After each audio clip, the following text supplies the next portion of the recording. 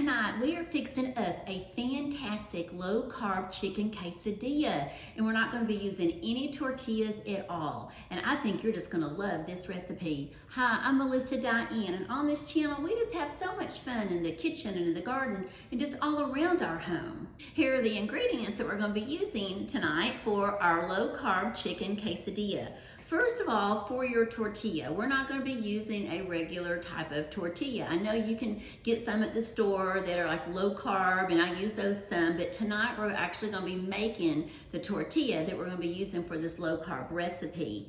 Now, right here you're going to see that I have got some cheddar cheese, and I also have some mozzarella cheese, and you really only need about 1.5 cups of each one of them, and I'll put all of that in the description below the video. But I have gone ahead and shredded up quite a bit of my cheddar cheese and also of my mozzarella cheese because I like to use them for other things. And if you've never tried shredding your own cheese, if you have something like a KitchenAid mixer or a small shredder, it's fantastic, it's wonderful, and I'll leave some notes about that also in the description below the video. But you got your cheddar cheese, that's what we're going to be using for our tortilla. Then for all of the ingredients inside of that, you're going to need some chicken. And I like to just get like some chicken tenders. These are just some chicken breast tenders, and then I'll show you in a few minutes what we're going to do with those. Now we're also going to be using some tomatoes and then some small little scallions. Also, we're going to be using some spices. Now for your spices, let me get these right here for you. I like to use some chicken seasoning. Then I'll also put the link for that in the description. I like to use some enchilada sauce, some roasted garlic, and we've got some lemon pepper, and then a little bit of black pepper. And that pretty much should do it for your seasonings. We're going to be using all of that on the chicken when we cook the chicken in a few minutes.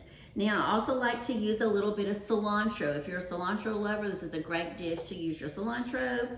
Then a couple of avocados. You'll use this, after you cooked your quesadilla to garnish it and just eat on the side. You also may want to have on hand some sour cream. Now, a couple of other items that you're going to need for this recipe. You need something to help you create your tortilla. So I like to use a couple of pie plates. I'm going to be using 2 of these clear ones, and you also need some parchment paper. First thing we're going to do is we're going to make the tortillas for our quesadilla. So you're going to need to have at least 1 pie plate and then some parchment paper. I'm making 2 quesadillas, 1 for me and 1 for Jay, so I've got myself 2 pie plates, and I'm going to make 2 tortillas. The way you do that is, first of all, you take your parchment paper and lay it out. Then you're going to take your pie plate, turn it upside down, draw around it, and then cut it. So you get a circle. So I end up with a couple of these circles. Now, I don't like, every time I make this recipe, I don't want to have to go through all of that. So when I make it one time, what I'll do is I'll go ahead and cut out several of these, and then I keep them up in the cabinet with my pie plates. So then when I'm ready to make it again, I just pull it out, I already have them. But you do want to make sure that these fit the widest part of your pie plate. You don't want it to fit just the bottom. The first time I did this, I kind of made this recipe up. The first time I did it, I made it fit the bottom of the pie plate. The problem with that is once you put your cheese on there and it melts and you've got your tortilla, then it's really hard to pick it up and fold it over. So I made it big enough for the biggest part, and then when you stick those down in here, part of that parchment paper will go up the sides. Now, one item I forgot to tell you that you're going to need. You need just a little bit of oil. You can use avocado oil, or you can use olive oil. Tonight, I'm going to be using just a little bit of avocado oil. I'm going to use that over here in a second when I cook my chicken, but I'm also going to use it to stick this parchment paper to this pie plate. I started doing that because then it won't move around. So I'm going to put just a little bit of this olive oil here on the bottom, and then it's just a little bit, and it's spreading out, and then I'm going to take this parchment paper and flatten it down, and I just spread it, and then underneath the parchment paper, that olive oil, or excuse me, that avocado oil has spread out, and now it's going to stick, y'all, and it's not going to move. Okay, so I'm going to do that to both of these. The other thing that you need to do is make sure you've gone ahead and preheated your oven. And I've preheated my oven to 400. So I'm gonna pour a little bit into the second pie plate. Let it go around. Okay. And then I'm gonna take this little guy, put it in here, and just smush it, spread that oil all underneath there, and there, it's gonna stay put. Now, all I'm gonna do is I'm gonna take my shredded cheese and I'm gonna put some of both the cheddar and the mozzarella here on this parchment paper. So let me do this, and then in a second, I'm gonna bring the camera around here so you can see what this looks like once it's all done. I'm just gonna put some cheddar, and this cheese, y'all, will spread out. It's gonna spread out when it starts to cook in there and melt, and you want it to do that. So you may think at first, oh, it's not gonna be big enough. Yes, it is. It's gonna be big enough, and it's gonna work just fine. And if you've, like I said before, if you've never shredded your own cheese, y'all, it's just, it turns out so much better, and it's nice, and it's just so fluffy. So when I have time, I like to do that. Okay, so I'm gonna get this ready. We'll get this one ready right here. And like I said, in a minute, I'll bring you around here so you can see better. But this recipe is one of Jay's favorites. He's been asking me to make this for probably, about a week now. And so I said, well, it fits on our new diet, so I can do it. And I don't know about y'all, but this is after the holidays, and we both we ate too much. We had the best time. I don't regret it, because we had a wonderful time. But for Thanksgiving and then the 3 weeks in between and then Christmas, we ate everything that walked by. And I was cooking, oh my gosh, some of the best fun recipes. You probably saw them there on the channel, but they were fantastic and wonderful. But we need to lose about 10 or 12 pounds. So that's why we are really focusing on our low carb dishes. And so far, everyone I have done, they have been fantastic. And at the end of this video, I'll put some up there that'll pop up so you can see them. Okay, so let me bring you around here so you can see it. Here you are, and now you can see, I'll hold it up, I'll leave it a little better for you here. This is what it looks like. That cheese is just all on the bottom, and we've done that for both of these. There you go.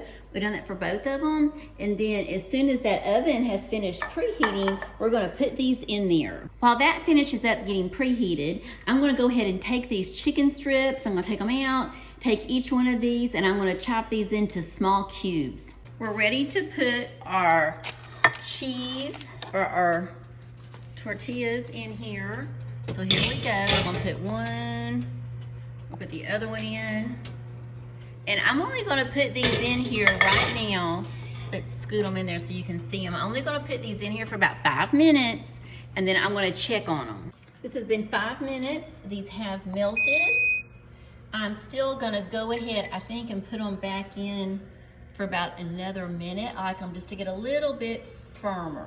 And when they cool though, they will get quite a bit firmer after that.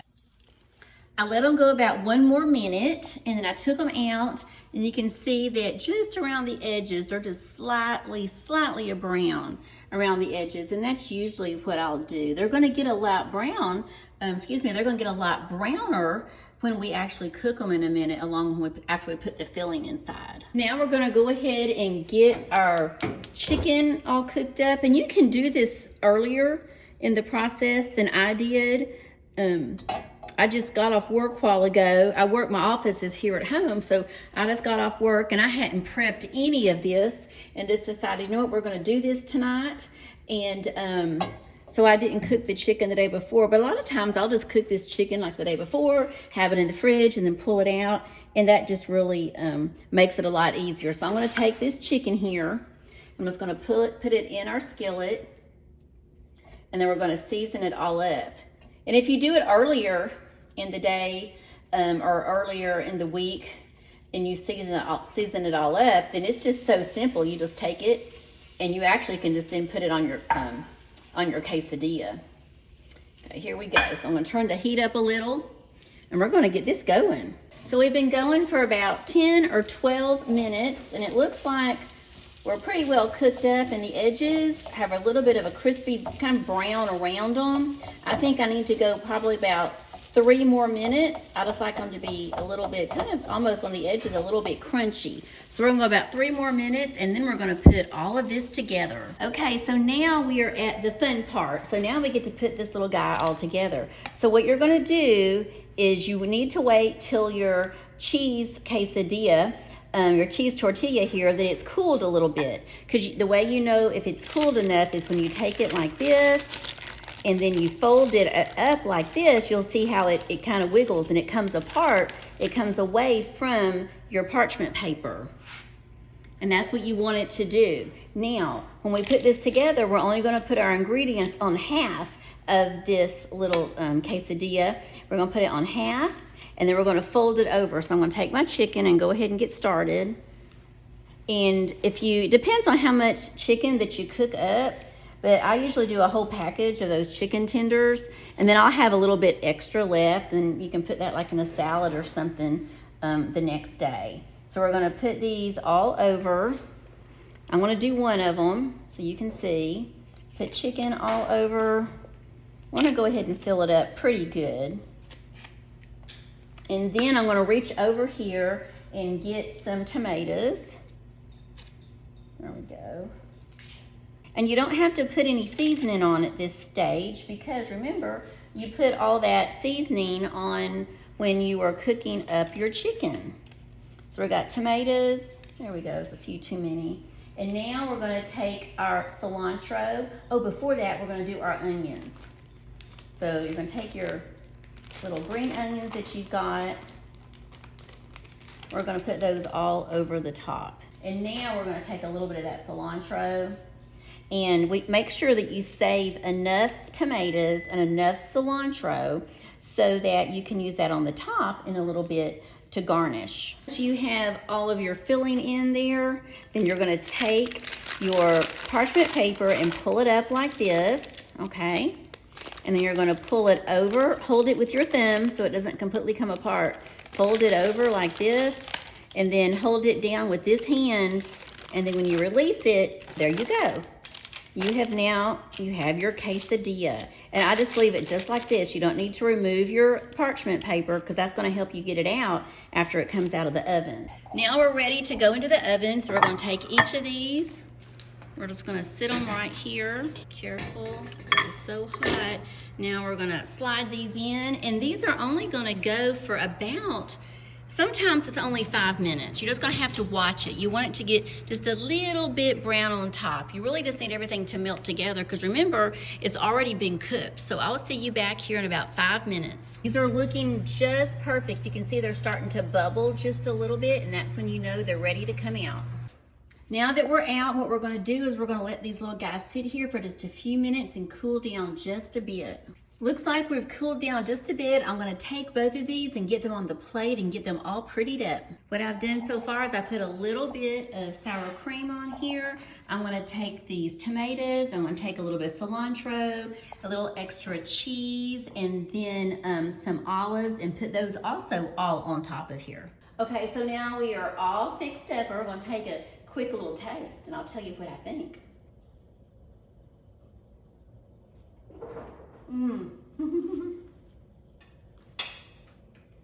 I think it's turned out really, really good. Now, I gave Jay a little piece.